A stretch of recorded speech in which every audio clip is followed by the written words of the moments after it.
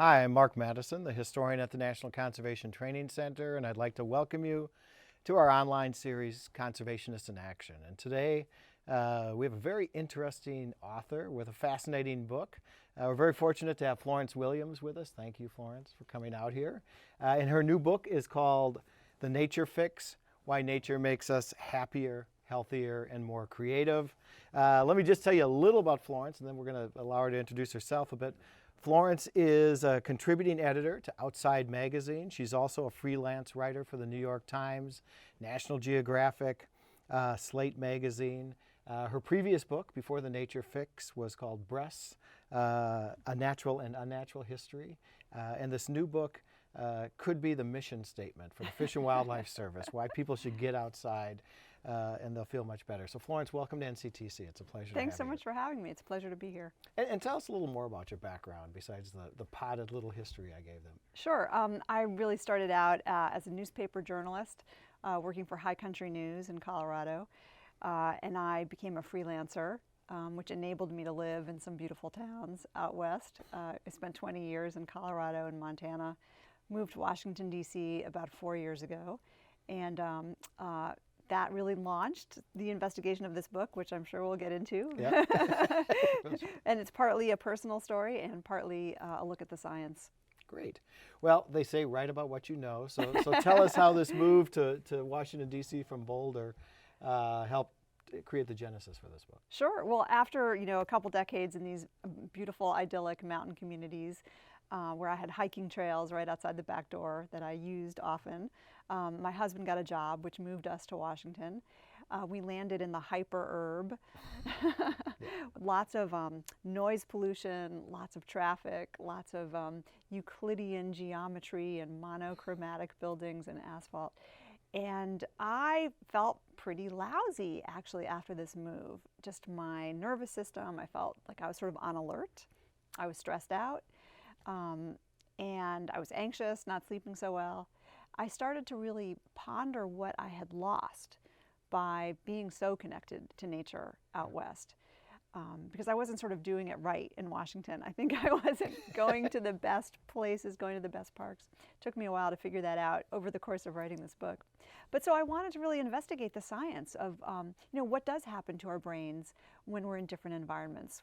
What is the science behind what journalist Richard Louv calls nature deficit disorder? Right. Was that real? What was the science showing? And that started my journey.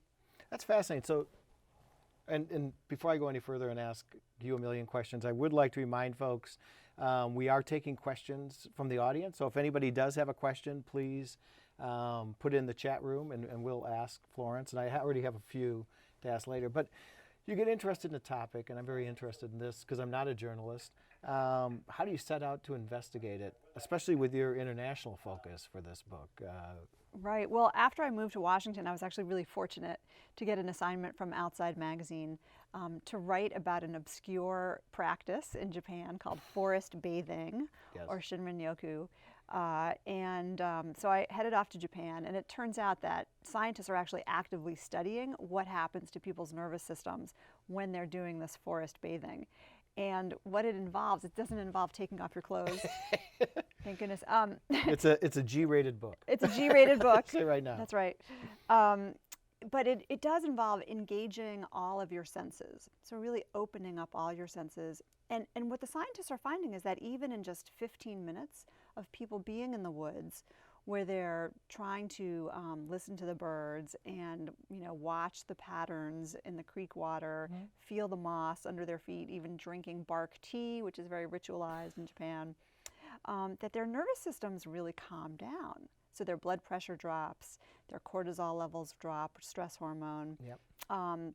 Their heart rate variability changes to a ratio that's kind of less indicative of acute stress. And they also, these subjects, many hundreds of subjects now have been studied, they report just a greater feeling of well-being, reduced feeling of frustration, sort of an increase in mood. And so that happens in just 15 minutes of being in these woods. It's kind of surprising that this research and your book open with Japan. Isn't normally a place we think of having tremendous wilderness, or our vision is generally a highly urbanized workaholic society. Is there a reason Japan is at least one of the nations at the forefront of studying this? Well, I think you're absolutely right. I mean, Tokyo, 19 million people or something, it industrialized so quickly. People there are really stressed out. The subways are so crowded that there are actually workers who wear white gloves, and their entire job is just to push people onto the subway cars, to crowd as many people as possible in. It takes a toll. There's actually a term, karoshi, which means death by overwork. So they put in incredibly long hours. You're on the verge of it. You don't look like you are, Mark. But at the same time, while there may not be a lot of what we think of as wilderness, although there are certainly actually very beautiful mountains, and there are bears in Japan. There's incredible skiing. But I think the Japanese have also cultivated this sort of interconnection with nature. It's not always what we would consider wild nature, but the bonsai, the floral arranging, the Zen gardens. I mean, there is this way that elements of nature are sort of deeply integrated into everyday life in a way that maybe you don't see in a lot of Western countries where we consider nature, as being something separate. Yeah, that's fascinating. And just one last question before we leave Japan. Who's researching this? I mean, it's one of the interesting things about your book is it's an important topic. It's a topic that's been dealt with anecdotally. Yeah. But it's hard to pigeonhole what type of science, as opposed to an oncologist or a pediatrician. What type of scientists are studying this nature? Yeah, I think that's a really astute observation, and it's one of the things that fascinated me about this topic is that it's so multidisciplinary. So you have, in Japan, you have an immunologist, and he's looking at what is happening on a cellular level in a Petri dish to immune cells, killer T cells, and he's finding that in the presence of certain forest essential smells, tree aerosols, that these immune cells are increasing in a Petri dish. And also in individual blood samples. You also have an anthropologist who's looking at how our sort of nervous systems evolved in natural systems and how they respond to them today. You have psychologists who are really pioneering, this idea of environmental psychology, what happens in different environments. You have epidemiologists looking at large-scale population data, and that's being done in Europe, where there's some, there's amazing sort of public health data. And there's also great mapping. So they're looking at, for example, the Netherlands, there was a study looking at 400,000 residents and how their health sort of corresponds to how close they live to green space. So that's a huge 400,000 people. And what these large-scale epidemiologic studies are finding, as well as these individual studies and the cellular studies, is that the closer you are to green space, the healthier you seem to be, especially with the stress-related diseases. So heart disease, stroke, migraine, depression, anxiety. That's great. Yeah. And your book is bringing all these disciplines together.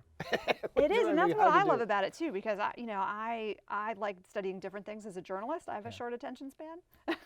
So if every chapter has a different discipline, it's good for me. And every chapter pretty much has a different country too, which is it's a travel log as well as a science journalism book. Your book was so interesting and so many people checked it out ahead of time. We actually have some questions that came in before we even started the broadcast from viewers. Let me ask you one here. And this is from Nancy Zapatoski. And she asks, with the decline in monarch butterfly populations, one way to help is to plant milkweed and pollinator gardens. We often do this in urban environments. Is this type of exposure to a small urban garden enough for health benefits, even if the adult or child will never get to a higher level on the pyramid and go to a wilderness area? You might want to tell them what the pyramid is too. Sure. Great question. Great question. Is urban nature enough? Yeah. And I actually, I structure the book by nature dose, because I'm very interested in these questions too. And so there's a concept called the nature pyramid, which is largely based on the food pyramid that people are very familiar with. It was really popularized by an urban planning specialist at the University of Virginia, and Tim Beatley is his name. And what the nature pyramid sort of posits is that we can allocate our particular sort of need for nature based on this idea that at the bottom, we really have a lot of exposure to urban nearby nature, to our backyards or to the tree at our window. That's sort of the bread and butter. That's most of what we're going to get every day. and we do need that every day. It turns out it improves our mood, it increases our creativity. It can also just give us a little bit of a break, a little bit of de-stress. But in the middle of the pyramid, it's also great if we can get out to sort of more intentional doses of nature. Places like visiting the National Wildlife Refuges, visiting the parks, places where we can spend a couple of hours. Okay. And then at the top of the pyramid, you know, where we don't have necessarily access to often, but we still need it, it's sort of like the dessert at the top of the food pyramid, are really the remote wilderness areas, places where if we can get to them for a couple of days or a week, they can have very profound impacts on the way we think about ourselves and our place in the world. There are times in our lives when we may need that to sort of recover from grief or trauma, and I document some of that in the book Yes, you as do. well. But before we go into that, you mentioned get into nature for a couple hours. At one point, you give us a figure. Was it 5 hours a month? Like kind of a Yes, magic right. figure, which is very little time per day. Actually, but you explain it. It's one of the best parts of the book. That is a chapter in which I go to Finland. Finland, yep.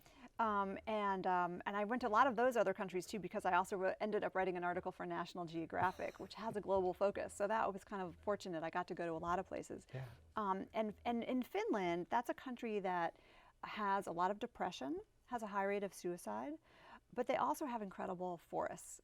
I think 70 or 80% of the country is blanketed by forests. And the Finnish love to use them, although like every Western industrialized society, they're spending more time inside, more time on their devices. Obesity is becoming a problem. And so public health researchers and economists are very interested in finding out if nature can be kind of prescribed by doctors as a way to prevent depression or treat it. And so they have done a lot of studies, and they found that people in Finland really seem to need a minimum of 5 hours a month of being in the forest to ward off sort of mild depression. And it cracks me up because it's just such a specific recommendation. Yeah, it is like a real prescription.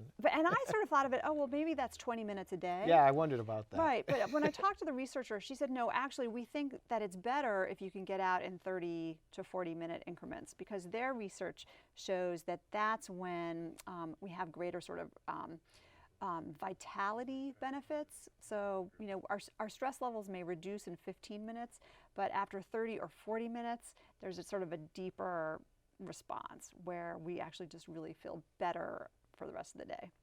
What happens if you stay out for longer periods of time? Is it double if you're out there for 10 hours? That's what they say, yes. If you can get out for 10 hours a month, that's even better. So, you know, back to your viewer's question, the butterfly in the garden will give you benefits, and will give you a lot of benefits. But depending on where you are in your life and what's going on and what sort of, you know, nervous system issues you're facing, if you do have anxiety or depression or ADHD, you know, you may need more nature, and you may need more of it. I love the 5 hours a month. I know, it seems eminently doable. Right, exactly. Basically. Exactly. And in Finland, those 5 hours are generally spent in more naturalistic forests and so on. Yeah, you know, their forests aren't necessarily old growth. Right. You know, they're kind of industrialized forests too. They have a lot of timber, and but there's still wildlife there. And the Finnish people love to go berry picking. They have a culture that's still very connected. I remember that to in the land. book. Yeah. Right, it's berry picking, it's mushrooming, they're chasing butterflies. A huge percentage, like 35% of them pick berries every year. I mean, it's just insane compared to... Their recreational numbers are huge compared to ours. With all this nature and actually knowing they need to go out, why are they such a depressed nation, too? Well, they have a high rate of alcoholism. They certainly have a lot of darkness in the winter, which is also linked to, you know, mood disorders.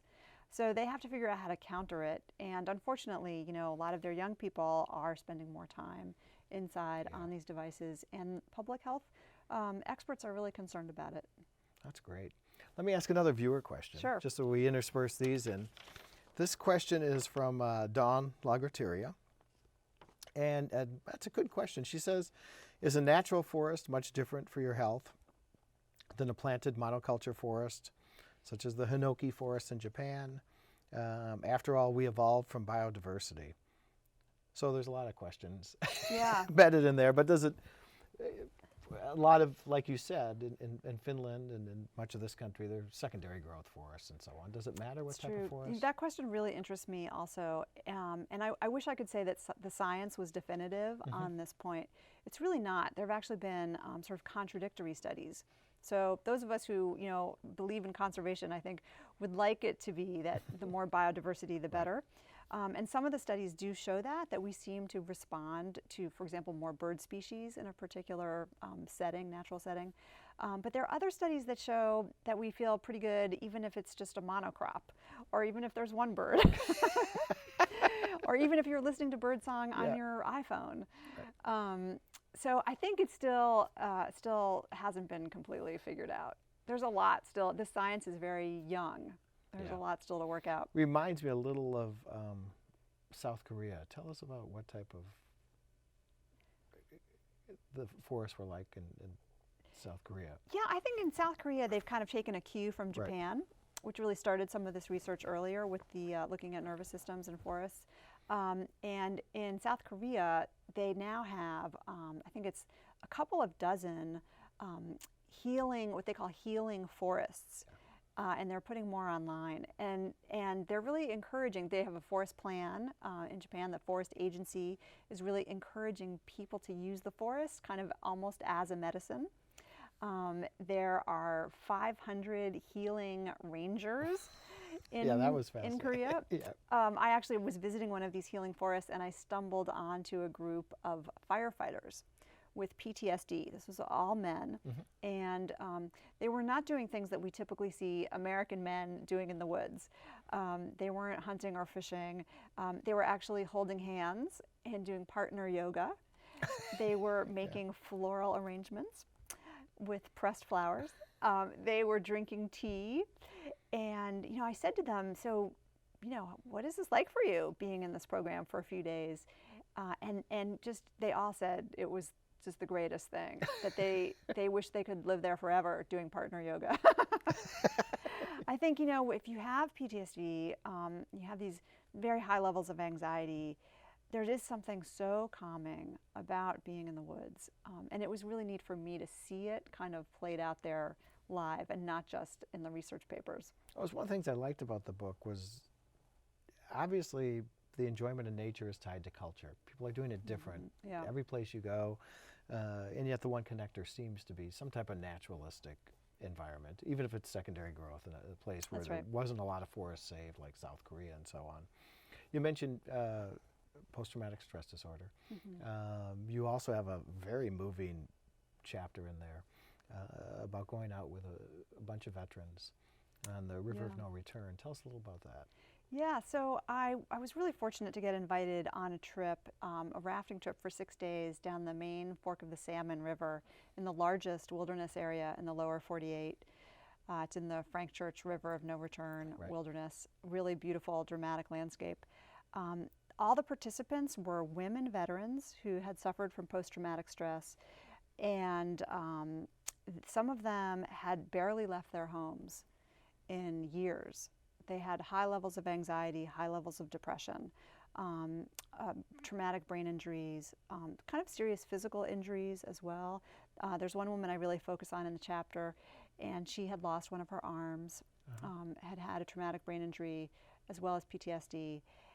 And it was so moving to sort of watch these women kind of experience the anti-PTSD qualities of being in the wilderness. So when you have PTSD, you feel very isolated. You feel closed off from the world. You may be having flashbacks. You're living in a state of anxiety or hypervigilance. And when you're out in the wilderness, after a few days especially, you start to experience your senses in a different way. You start to see things that you might not have otherwise seen. You start to open yourselves up to the experience rather than closing yourself off. For these women also, they really started laughing more and bonding, which is good for sort of conventional therapy intervention down the road. They encourage each other. They've stayed friends. They were sleeping better than they told me they had slept in many months. Their appetites were back. They were kind of living as full sensory, physical people in a way that they hadn't sort of let themselves experience. And I think, for many of them, it was an important step toward healing. It actually was the most moving chapter, I thought, in Yeah. the book. It was such a dramatic change. And it led me to two questions. One, maybe the first one is, how did you get involved with this trip? Not being a veteran.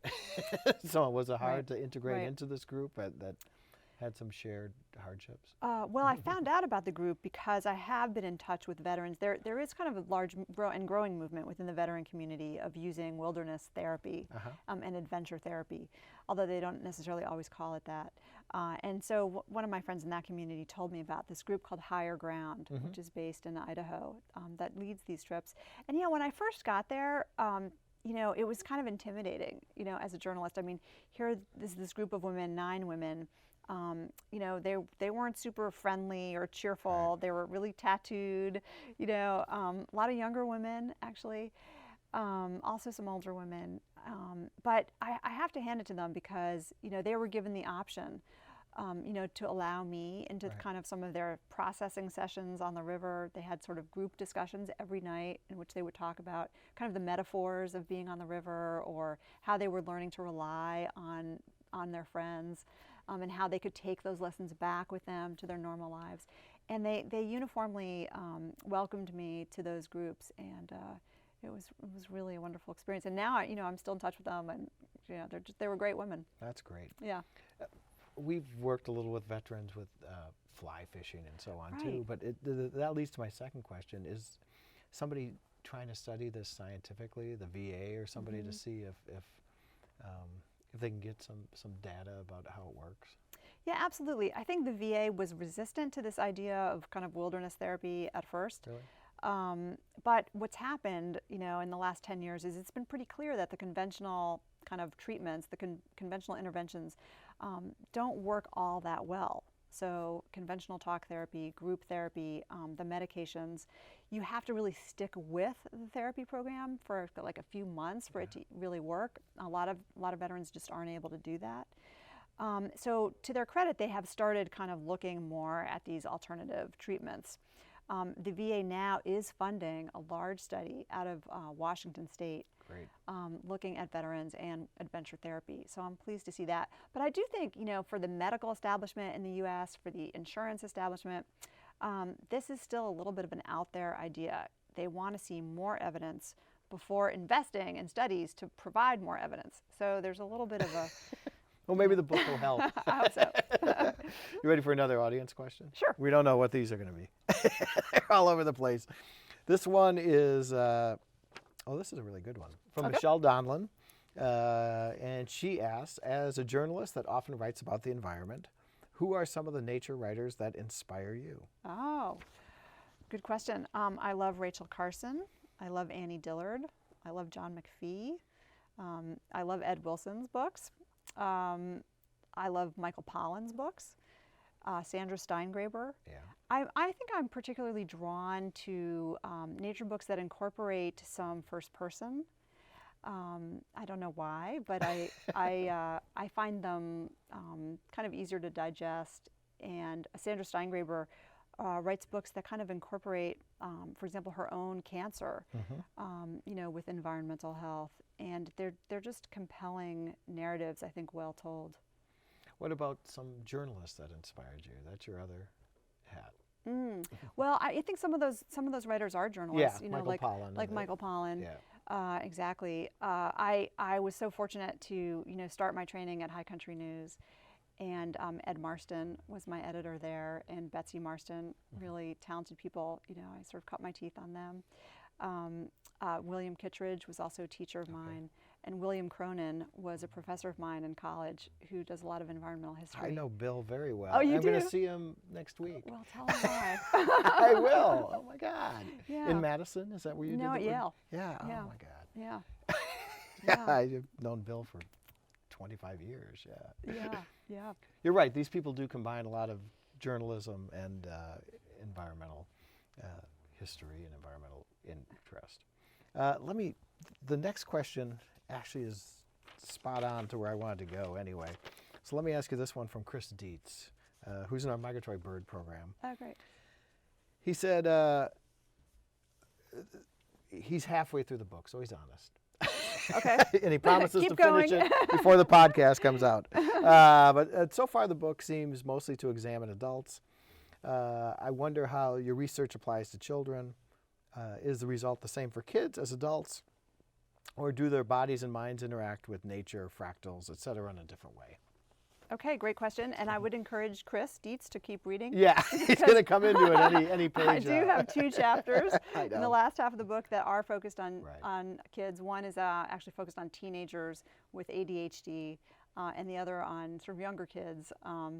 And I think that nature is, in fact, if anything, more important for children than anyone else, because it's during childhood, and this is something Ed Wilson at Harvard points out, it's during childhood that we have this sort of critical window in which to establish a relationship with the natural world and a profound connection to it. And if that bypasses us, we may never have that connection as we get older, which is like a gift that's lost, right? Because a connection to nature can provide a lifetime of comfort and joy and delight. So I think the child piece is absolutely critical. I would love to see more outdoor and environmental ed programs in schools. Where I live in Washington, D.C., if anything, we're cutting recess. Only 10% of kids actually get the recommended level of recess, which I find as a parent like absolutely outrageous.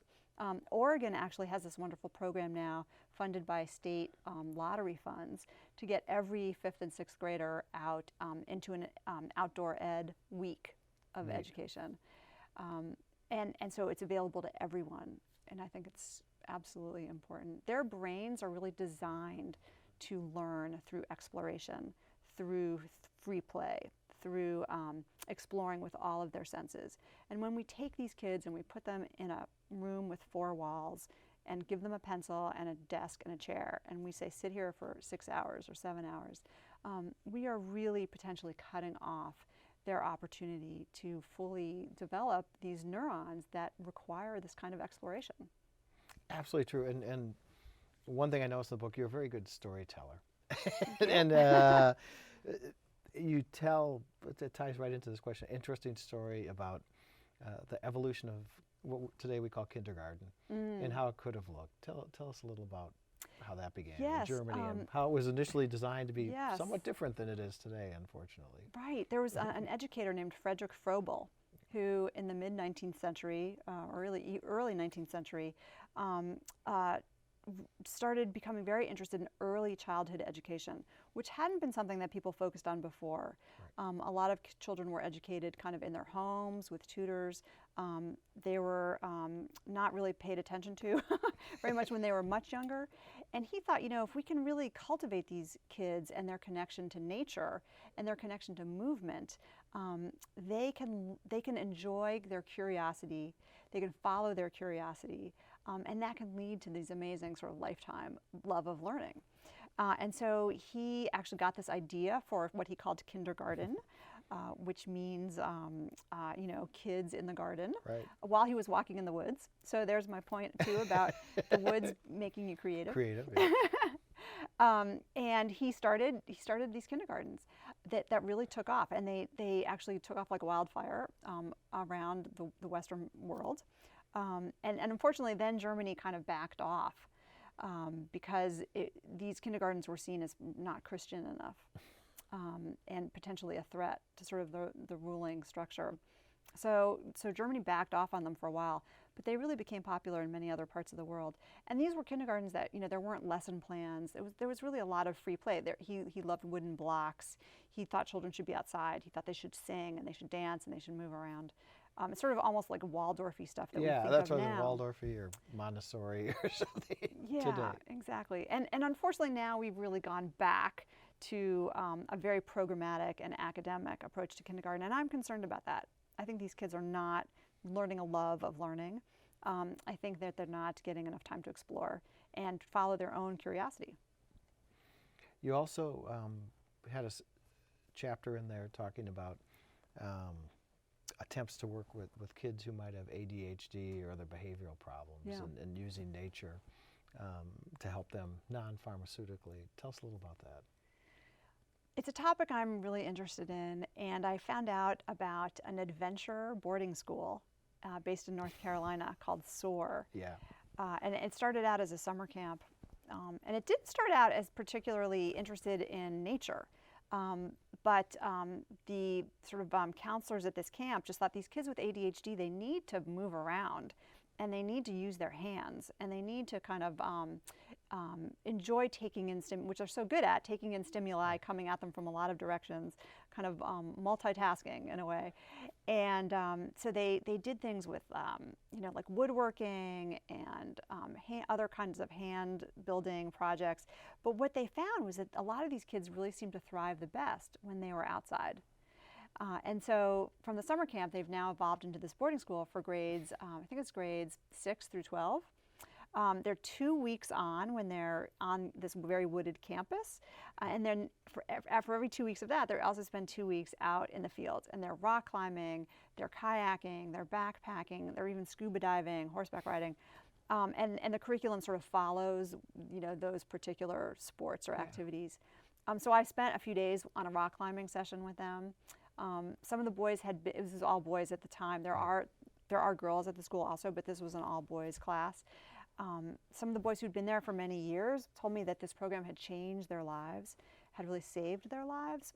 Some of them had told me they are no longer on their ADHD or anxiety medications. They now know that they thrive in this kind of, exciting, kind of adrenaline-filled environment. I think adults with ADHD largely know how to self-medicate. They do these adventure sports, or they run, or they cycle. Some of them become, emergency room doctors, where they really thrive in those busy environments. Adrenaline junkies. Yeah. But we don't really provide those opportunities for children. No. We put them in these conventional schools, and so we have to give them medication. But if we can provide more outdoor experience for them, they're kind of in their sweet spot and they're a happy place. That leads to a good question. One of the nice things about the book is there's a lot of success stories in different countries, and people are getting better, and so it's not all doom and gloom. It's actually positive. There is a solution, and I wonder